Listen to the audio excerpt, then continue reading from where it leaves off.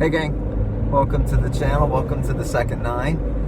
Just wanted to take a few minutes to give a breakdown of what the channel's about. I've tried to do it on the course a few times, and in between shots, trying to film, trying to keep pace of play going, trying to keep a thought process going, I end up doing a horrible job of it. And I'm not sure that this is going to be any better, but I had a few minutes alone in the car and I thought, let's see if we can't put it together in a way that'll make a little bit of sense. Anyway, the Second Nine, I came up with this channel and this concept of the channel based on all the channels that I've watched over the last 2 years. Really, went down the YouTube rabbit hole with a bunch of the the names out there, the Rick Shields, Peter Finch, Mark Crossfield. I found my favorites. Of course, my favorite YouTube channel out there is TXG. If you don't know who they are, go see TXG. I'm a golf club fitter. That's what I'm a fitter. That's what I do. I thought I was, at least, until I found Ian's channel. And Ian and Matt. Ian is definitely, I always say it's like graduate school. If you're a fitter, pay attention to this channel. He's just exceptional at what he does. So all that being said, I had planned on this channel prior to seeing TXG and others. I came up with this thought a few months ago about, well, heck, I've procrastinated this for a year. When I first went down the YouTube channel, everything was about custom fit. I popped my head out of the sand. I had been away from the game for like a long time. A long time. There's a reason it's called the Second Nine.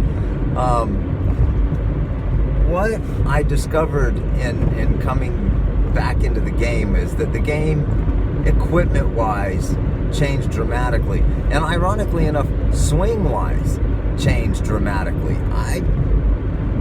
Things that pros will teach you now, teaching pros, teachers will instruct you on now, very different from when I grew up. So there's a lot of changes being made. But the big buzz in the industry for me was custom fit. So I started thinking about this a lot. Equipment. How big of a difference is it? At the end of the day, when I go to buy golf clubs, or I go to buy balls, or I go to buy anything, for me, what I'm trying to buy is very different from what I've noticed a lot of people purchasing. What I mean by that is, I'm a fitter. Almost never does a client come to me and say, to me, what would be the right thing? Really, it's always, hey, I want more distance. Well, almost 100% of the time, I want more distance. It is so rare that you get somebody to come into the shop and say, I've got plenty of distance. I don't need any more. So for me, when I go to buy something, I'm thinking I want to buy one thing. Strokes. That's it. I want to buy, give me strokes. If I'm spending money, I want it to equate strokes on the course. That's it. I don't care what it looks like. I don't care what it sounds like. I don't care if it has better feel. I don't care if it's upside down and inside out. Will it save me strokes? I'm in. So that being said, I started down this channel because I play with ancient golf clubs. My clubs are ancient, and we're going to do a what's in the bag because it'll be relevant to the channel long term. So I play with 690 Titleist blades. They're old, True Temper, basic, boring. The standard S300. And look, the what's in the bag isn't so much what's in the bag as much as it's going to be how did it get in the bag. Everything I have is secondhand, almost everything. I have a putter and a driver that weren't secondhand, but I didn't really, well, I kind of paid for it. It'll make more sense when we do what's in the bag. So everything I have, I looked at, okay,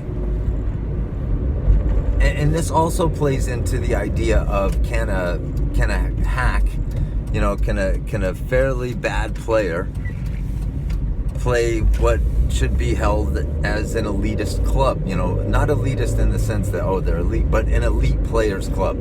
Blades. Yeah, I play Blades. And we're going to find out over the next 3 to 5 months if that's a good idea or not. There's a chance, well, I hope, but the discovery is it the driver or is it the car? You know, is it the person behind the wheel or is it the machine? You know the old saying, is it the arrow or the archer? I think it's always the archer. I think it's always the driver. It isn't the car. So I could be wrong though. So we're going to break this down into 3 different segments. The first 60 days is going to be getting comfortable with what's in my bag, what I'm playing now, and I'm going to tweak them a little bit. Maybe nothing more than grips, a slight bend. I will tell you, I already discovered the hard way that they were 3 degrees upright, my irons. I was shanking everything and I couldn't figure it out, and I was overcompensating, and my swing sucks as well. My swing doesn't suck. My scoring ability sucks, but my swing's getting better. So all this stuff being said, it was all about discovering, let me manipulate the clubs that I have to the best of my ability to see if we can't do something to lower the score. And then the next thing I'll do is, so I'm gonna work my butt off for the next 60 days at trying to lower the score with the gear that I have. The 60 days following that, I'm gonna start testing gear, testing equipment, and I'm gonna work my butt off to find the perfect match of clubs and shafts and the equipment that's gonna make my scores improve. And then the last 60 days, I'm gonna do something I've never done. And this one's tough because I think it's gonna involve the ego a lot. And it's awkward to say, I've never had a lesson. Now, that being said, I grew up working at a golf course when I was a little kid. We had a lot of, me and my buddies, we would get the Golf Digest magazine and we would read through it, and then we'd look at each other swing and go, okay, you're doing this, try this, and let's see if it helps. So that was our lessons. Now, we had a couple of players at the course that would, hey, you're moving your head, or your hands are too low, or something like that. But as far as actual formal lessons, I've never taken them. So we're going to take the first 60 days using the equipment we have and borrowing from everything available to us, like internet coaching, right? Meaning YouTube guys. I've got a few favorites, and I will borrow from them and put it out to you guys, and I'll use some of their drills and their concepts, and let's see how many strokes we can start shaving based on the information they give us. Then the next 60 days, of course, is going to be finding the equipment that's best going to fit me, and that'll be a whole process, and it'll be fun. I hope you guys enjoy that part.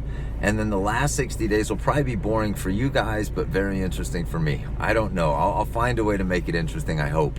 But the last 60 days will be me learning. And again, that's where my ego comes into play, because so many of the coaches and trained teachers this day and age are much younger than me. And that's a problem for me. Like, I remember the first time I saw this kid that I work with giving, that's our pro. What could he possibly teach me, right? And my ego got involved. And I didn't say it arrogantly. It was in my head thinking, really? Isn't he young to be a pro? But that just proves how old I got. So I think there will be some fun stuff in there, and hopefully we'll have some fun doing it. So that's really what the second 9 is about, is resurrecting myself back into the game. And the reason why I think it's valuable to you guys, well, I've done a lot of polling, basically. I've talked to a lot of people. It's amazing. We're not all snowflakes. There's a lot of people out there in my shoes. The kids are now old enough that they have some free time. They want to get back into being competitive. They're getting back into shape. They want to be outside more. Maybe they left the office job and they hate being inside 4 walls, so they want to get out. And I see a lot of people coming in to get fit who tell me, I haven't played in 15 years, 20 years, 30 years, whatever. and they're amazed at, wow, the game's totally different. Yeah, it really is, and we're trying to grow into it as old people, teaching that old dog a new trick. So anyway, all that being said, this every once in a while I'll do a little ramble like this because I kind of suck at just getting my point across. My brain takes avenues that I don't want to bore you guys with more of it. I've already talked for 10 minutes here, and that was way too long. So anyway, welcome to the second 9.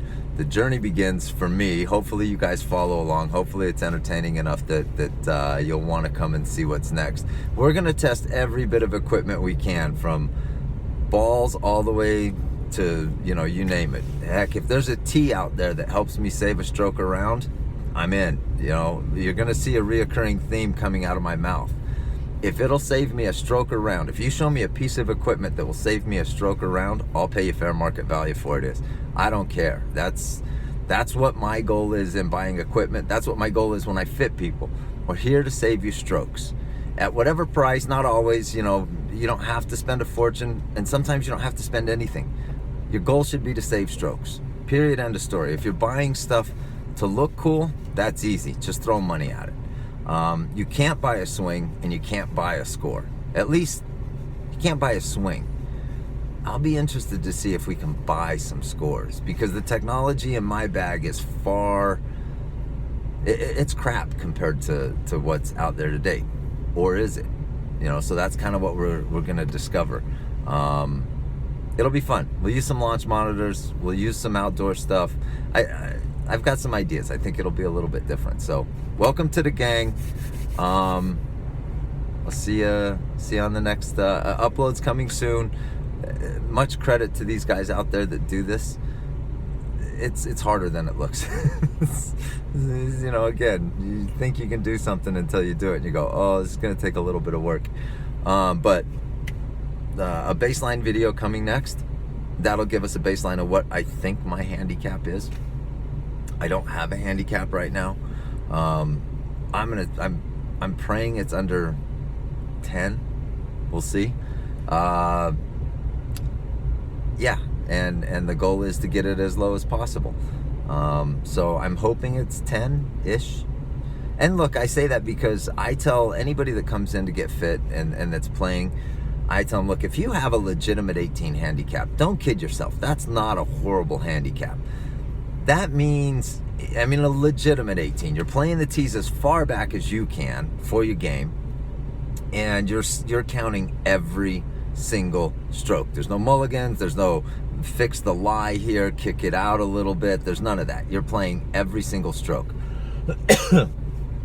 That means in a round of 18, you're probably maybe one birdie, a couple of looks at birdie, and they turn into pars, hopefully not 3 putts, about 8 bogeys, about 10 bogeys, and a couple of blow up holes, and that's a few pars. It's a really easy round. All right, guys, I gotta jump here. Sorry. Welcome to the gang. More info coming soon. Cheers.